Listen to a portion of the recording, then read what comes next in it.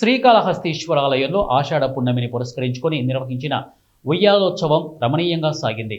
ఈ విశేషోత్సవాన్ని పురస్కరించుకొని గురువారం రాత్రి సోమస్కందమూర్తి, జ్ఞానాంబిక ఉత్సవమూర్తులకు విశేష అలంకరణలు చేపట్టారు.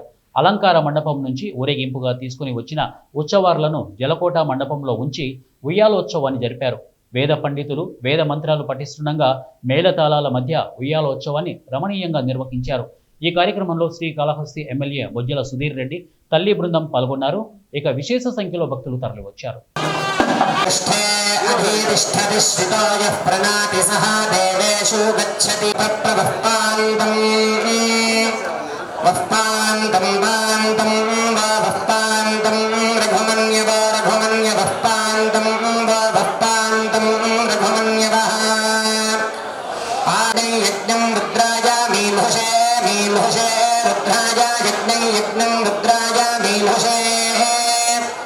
रुद्राय मीमुषे